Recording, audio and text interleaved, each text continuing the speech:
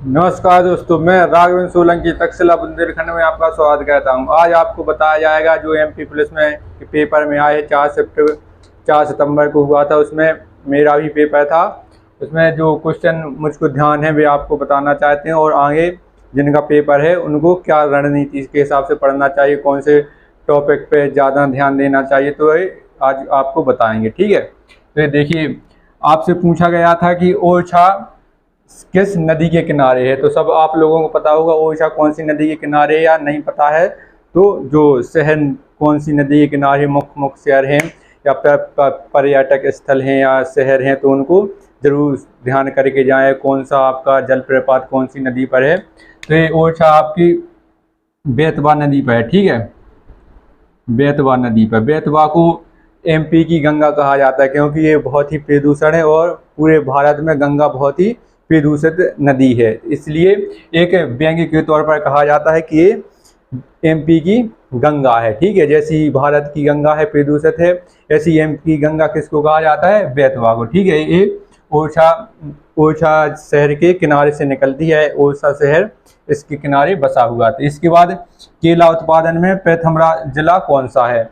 जो एमपी का जिलेवार पूछ रहे हैं कि कौन सा जिला प्रथम है, कौन सा अमरूद में, कौन सा भांग में है, कौन सा आपका चाय में प्रथम है। तो एमपी के जिला से क्वेश्चन आ रहे हैं, तो इसलिए जरूर इसको पढ़ के जाएं एक बार दो बार। तो केला उत्पादन में प्रथम जिला कौन सा है एमपी का? तो ये आपका है बुरहानपुर। ठीक है, बुरहानपुर आपका ये प्रथम जिला है किसमें? केले उत्पादन में। ठीक है, इसके बाद एमपी का दक्षिणतम जिला कौन सा है? ये भी आपका बुरहानपुर है। ठीक है, बुरहानपुर ये भी आपका एमपी का दक्षिणतम जिला है। इसके बाद इसके नीचे आते हैं तो आपकी महाराष्ट्र की सीमा लग जाती है। ठीक है, आपने देखा होगा एमपी का जिला, एमपी का कुछ नक्शा ऐसा करके है कोई, तो लगभग ये आपका बुरहानपुर है। बुरहानपुर कहाँ पड़ता है? पूरा दक्षिणतम। उत्तर में आपका कौन सा है? मुरैना। ठीक है, उत्तर में आपका कौन सा है? मुरैना है। इसके बाद आपका पूरब में कौन सा है? सिंगरौली है, सिंगरौली। और दक्षिण की साइड आपका कौन सा है? इसके बाद आपका यहाँ पर सिंगरौली है। और दक्षिण आपके पश्चिम की साइड आपका कौन सा पड़ता है? यहाँ पर सीधी पड़ता है, नहीं धार। यहाँ पर आपका अलीराजपुर पड़ता है शायद, अलीराजपुर आपका पश्चिम की तरफ अलीराजपुर, दक्षिण की तरफ आपका बुरहानपुर, और पूरब की तरफ सिंगरौली, और मुरैना उत्तर की साइड पड़ता है, आपके पश्चिम उत्तर की दिशा होगा। इसके बाद काकेशस पर्वत किन महाद्वीपों को विभाजित करता है? ठीक है, किन महाद्वीपों को विभाजित करता है? तो ये कौन सी महाद्वीपों को विभाजित करता है? Europe plus Asia. ठीक है, यूरोप और एशिया को विभाजित करता है। एक और पर्वत है जो यूराल पर्वत, जो एशिया और यूरोप की सीमा रेखा बनाता है, और काकेशस पर्वत है यूरोप प्लस एशिया को विभाजित करता है। इसके बाद प्रकाश संश्लेषण प्रक्रिया में क्या बनता है? आपकी जब प्रकाश संश्लेषण क्रिया होती है तो उसे कार्बन डाइऑक्साइड की जरूरत होती है। कार्बन डाइऑक्साइड ग्रहण करती है और जल और ऑक्सीजन निकालती है। इसमें क्या बनता है? ऑक्सीजन बनता है, और प्लस आपका O2 जल निकल के बाहर आता है। जो आपका जल निकलता है इस पर उत्सर्जन की क्रिया द्वारा ये ऊपर चला जाता है, फिर बादल बनते हैं, फिर बारिश होती है। इसलिए कहा जाता है कि जहाँ पेड़ ज़्यादा होते हैं वहाँ पर वर्षा अधिक होती है। इसी की वजह से आपकी वर्षा अधिक होती है जहाँ पेड़ होते हैं। ऑक्सीजन बनती है, जो हम लोग ऑक्सीजन लेते हैं, कार्बन डाइऑक्साइड निकालते हैं, तो पेड़ कार्बन डाइऑक्साइड ग्रहण करते हैं, ऑक्सीजन निकालते हैं, और जल भी साथ में निकालते हैं। इसके बाद प्रकाश संश्लेषण। इसके बाद भेल क्या है? भेल इसमें पूछा गया था, भेल स्तनधारियों में आता है, मछलियों में आता है। तो इसमें ऑप्शन दिए थे 4, तो आपका भेल किस में आता है? आपका ये स्तनधारियों में आता है, स्तनधारी या स्तनपाइयों में ये आपका भेल आता है, भेल मछली। ठीक है, इसको मछली की संज्ञा दी जाती है, लेकिन ये बच्चे पैदा करती है। ठीक है, ये स्तनपाई है, इसको स्तनपाई में रखा जाता है, इसको मछली बैग में नहीं रखा जाता है।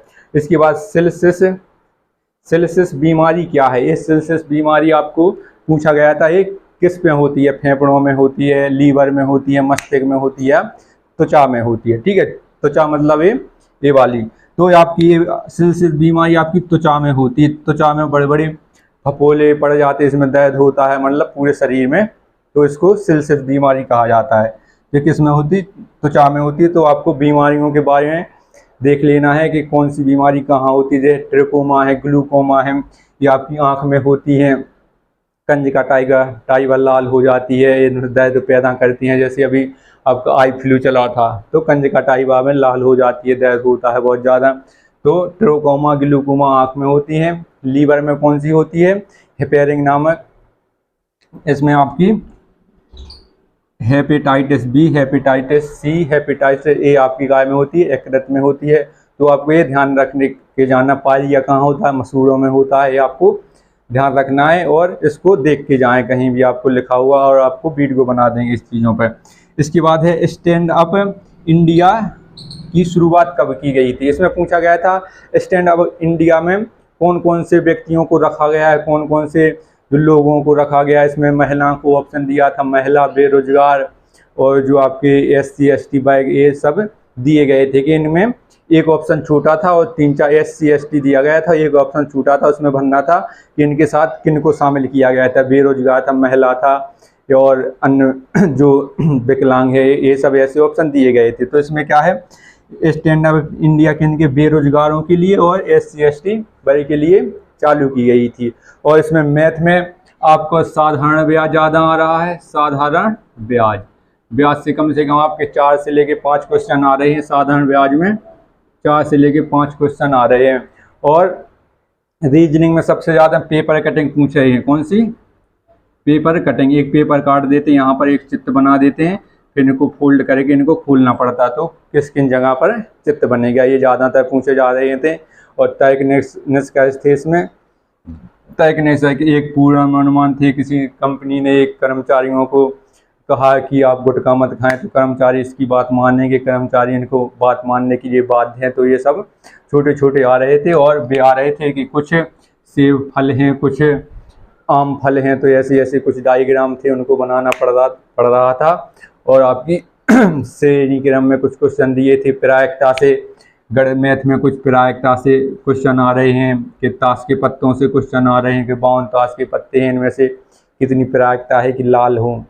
तो ये सब क्वेश्चन आ रहे हैं, आपको रिवीजन करके जाना है और ज़्यादा घबराना नहीं है। पेपर आराम से आ रहा है, आपके 70-75 के आराम से क्वेश्चन आ जाएंगे, आपको इतने ही में हो जाएगा। और कुछ लोग कमेंट कहते हैं हमारे 82, हमारे 85, हमारे 90 हैं, तो ऐसा सब झूठ है। घबराएं नहीं, आपके जितने भी आ रहे हैं 70 हैं, 75 हैं, इतने ही में आपका दौड़ने के लिए बुलाया जाएगा। दौड़ने पेपर ख़त्म होने के बाद आपकी 1 महीने में दौड़ शुरू हो जाएगी, क्योंकि अभी इसके बाद MP में चुनाव है, तो ये प्रक्रिया जल्दी ही की जाएगी। और हमारे चैनल को लाइक करें, शेयर करें, सब्सक्राइब करें। जय हिंद दोस्तों।